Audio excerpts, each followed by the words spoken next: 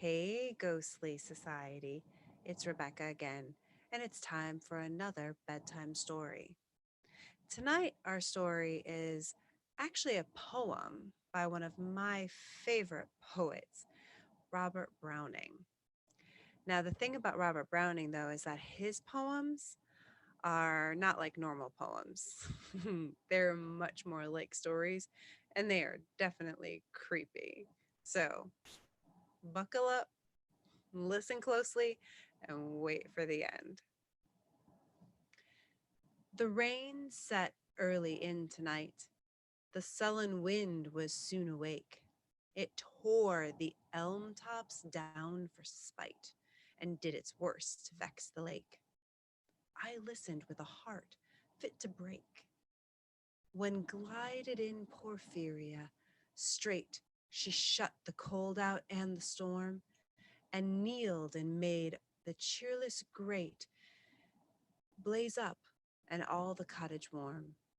Which done, she rose, and from her form withdrew the dripping cloak and shawl, and laid her soiled gloves by, untied her hat, and let the damp hair fall.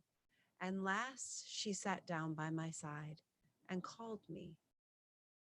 When no voice replied, she put my arm about her waist, and made her smooth white shoulder bare, and all her yellow hair displaced, and stooping, she made my cheek lie there, and spread o'er all her yellow hair, murmuring how she loved me. She, too weak for all her heart's endeavor to set its struggling passion free from pride and vainer ties to sever, and give herself to me forever.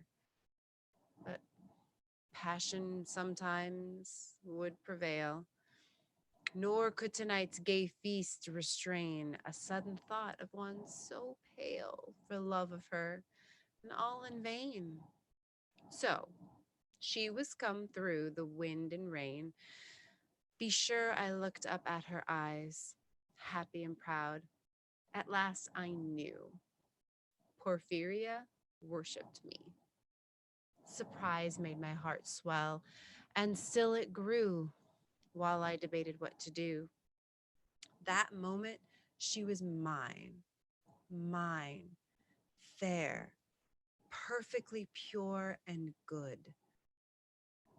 I found a thing to do, and all her hair in one long yellow string I wound 3 times around her little throat and strangled her.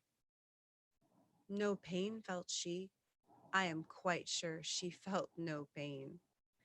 As a shut bud that holds a bee, I warily oped her lids. Again laughed the blue eyes without a stain, and I untightened next the tress about her neck. Her cheek once more blushed bright beneath my burning kiss.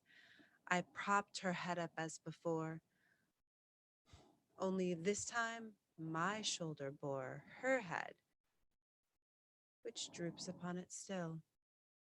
The smiley, rosy little head, so glad it has its utmost will, that all it scorned at once is fled, and I, its love, am gained instead. Porphyria's love, she guessed not how. Her darling one wish would be heard, and thus we sit together now, and all night long we have not stirred, and yet God has not said a word. Hmm. What would you do to your love to keep it forever?